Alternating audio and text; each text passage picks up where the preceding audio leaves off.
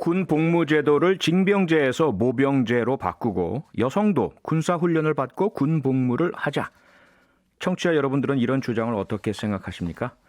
최근 온라인과 정치권에서 여성의 군 복무제도가 문제가 뜨거운 쟁점으로 떠올랐는데요. 지금부터 이분과 함께 짚어보겠습니다.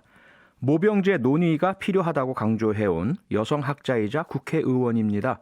더불어민주당 권인숙 의원 연결합니다. 권 의원님 안녕하세요. 안녕하세요. 네, 최근 국민청원 그리고 정치권 일부에서요. 여성도 징병 대상에 포함해야 한다라는 의견들이 나오고 있습니다. 여성의 군복무 참여에 대해서 의원님은 어떤 생각을 가지고 계십니까?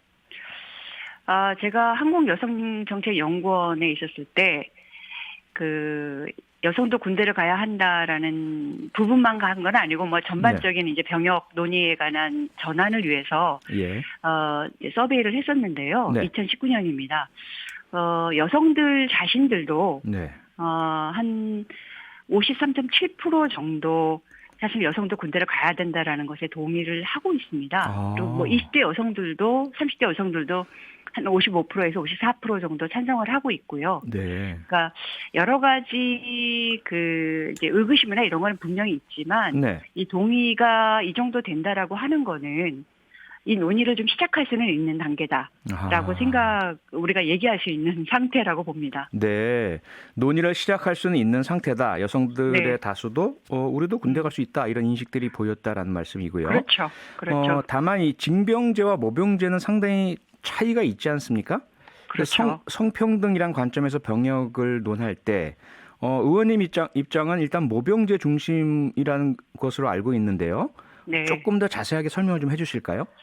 어차피 이게 사회가 의무가 권리로 이어지는 거는 기본 과정이잖아요. 네. 그런 차원에서 이제까지 이제 징병제 남성 중심만의 징병제가 여성의 전 삶에 걸쳐서 특히 이제 일자리라든가 이제 직장 문화 여러 관련해서는 사실 성차별의 굉장히 큰 근거였습니다. 근원이었고요. 그래서 그런 관점에서 남성의 징병제가 계속 유지되는 것에 대해서는 여성들은 이제 문제의식을 많이 느꼈던 여성들이 있고요. 그리고 여성들의 직업 일자리 확대라는 측면에서 보면 군인은 굉장히 좋은 일자리입니다. 왜냐하면 안정적이고 이제 공무원인 셈이잖아요. 그렇죠. 그래서 사실 이제 모병제를 바뀌면 여성 참여가 굉장히 늘어납니다. 대부분의 나라에서. 그래서 그런 측면에서 이제 우리가 고려할 수 있는 것들이 있고, 그리고 군대가 여성이 많아지면서 여성 친화적인 어떤 조직으로 바뀐다라는 것은 전반적으로 그 사회에 성평등한 문화가 확대되는데 굉장히 좋은 요소가 됩니다. 그래서 그런 부분도 우리가 고려할 수 있어서 대체적으로 모병제에 대해서 저는 찬성하는 입장이었고 도입을 좀 서두르고 싶은 그런 입장이긴 하죠. 그러니까 근본적으로 남자라 하더라도 군대 가고 싶지 않은 사람은 안 가고 여성이라 하더라도 군대 가고 싶으면 가고 이게 이제 모병제의 근본이다 이렇게 이해해도 됩니까? 그렇죠. 네. 자, 그런데요. 지금 현재의 징병제 기반의 우리 병역제도에서도 여성들의 군입대는 원하는 분들은 가능하잖아요. 사병으로는 불가능하죠. 사병으로. 사병으로는 가능하지 않죠. 네. 그래서 사병으로 갈 수 있는 기회가 없기 때문에 현재 제도로서는 성평등적인 모병 병역제가 아니다 이런 말씀이죠. 그렇기도 하고 이제 이게 사실 강제 입대잖아요. 강제성을 전제로 해서 강제 의무를 하고 있기 때문에 기본적으로 이게 이 남성만의 징병제라고 하는 거는 시민의 권리 이런 식으로 전반적인 요소를 따지고 보면 아주 근원적인 요소에서 따지면 여성에게는 이제 성평등한 사회가 만들어지는데 장애가 되고요. 이제 스웨덴은 거기에 관심이 많았고요. 또 남성들 입장에서 보면 너무 많은 희생을 해야 되잖아요. 거의 3년의 희생을 해야 되는 그러니까 당사자 남성들에게 있어서는 지금 개인의 희생이 너무 큰 문제여서 사실은 이제 징병제는 그걸 전제로 하고 있기 때문에 지금 그것에 대한 문제제기가 많이 올라오고 있는 것이죠. 그러니까 서로 바라보는 차별의 관점이 다를 수밖에 없는 요소가 있죠. 분명히 징병제에서는요. 지금 들으시면서 여러분께서 문자를 보내주고 계신데요. 그중에 6604님께서요. 의원님, 여성이 군대에 다녀오면 성평등이 이루어진다고 보시나요? 이런 질문을 주셨어요. 그러니까 사회 자체의 구조가 바뀌는 거죠. 예, 구조가 바뀌는 문제라고 좀 보여집니다. 그러니까 개인 여성 남성의 문제가 아니라 사회 전체가 그렇죠. 권리와 의무를 같이 나눈다 이런 말씀이죠. 그렇죠. 그래서 전반적인 네. 문화의 토대와 판단의 이제 근거가 완전히 바뀌는 상황인 거거든요. 그러니까 네.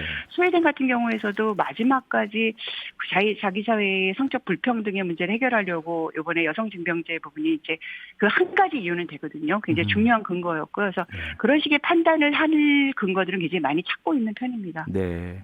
의원님 아마 들어보셨겠지만 그 민주당 박용진 의원이요. 최근에 네. 모병제 도입 주장을 하면서 여성의 네. 의무적인 군사훈련 방안도 제시를 했거든요.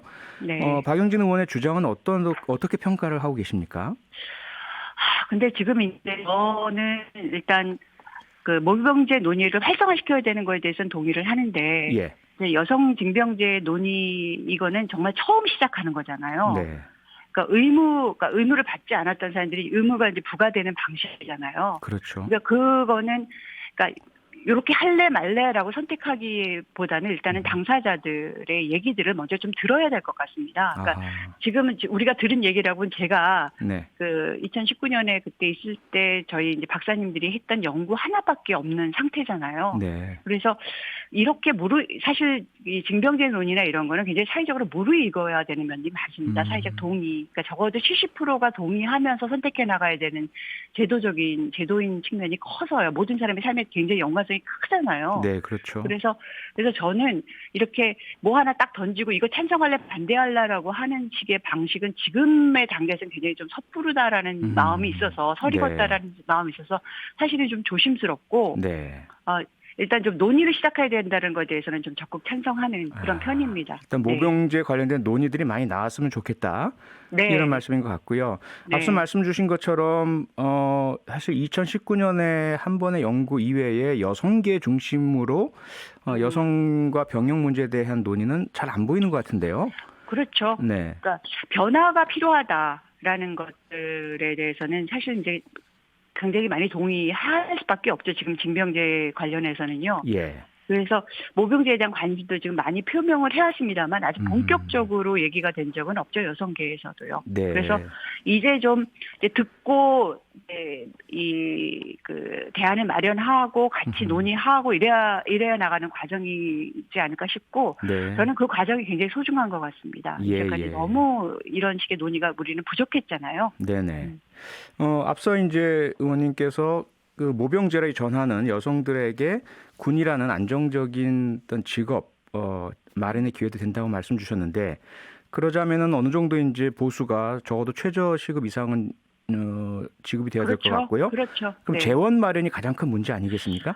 그렇죠. 근데 아무래도 절대적인 숫자는 줄어들 수밖에 없겠죠. 모병제로 간다면. 예. 그리고 지금 우리가 한 50만 원 정도 지금 이제 사병들에게 월급 형태를 주고 있잖아요. 그게 네. 뭐 월급이라는 그러니까 그렇게 부를 수 있는지는 잘 모르겠지만 네, 수당 형태로 주고 있죠. 수당 형태로 주고 있는 거죠. 네, 근데 그런 게 저는 이렇게 준비해 나갈 과정이라고 생각이 됩니다. 그러니까 그런 식의 재원 마련이 좀 더 강화되어야 되는 것 같고요. 네. 그래서 전반적으로 이제 저는 시민의 참여가 저는 이전부터 그걸 좀 많이 강조했습니다. 그러니까 시민이 군대에 참여하는 건데 네. 이 조직 적어도 징병제에 대해서는 시민들이 그 제도를 계속 바꿔나가는 노력들을 많은 나라에서 하고 있거든요. 네. 근데 저희는 이게 너무 군의 판단과 또 그러니까 그 일부의 어떤 선택 위에서만 유지되어지는 굉장히 비밀 속에 가려지면서 그래서 저는 그 변화들을 좀 유도해낼 필요가 있다라는 생각이 많이 듭니다. 그때 뭐 인권 옴부즈만 제도 뭐 여러 가지 얘기도 있었습니다만 네네. 전반적으로 이게 시민들이 참여했다라는 걸 저는 강조하면서 좀 컨셉이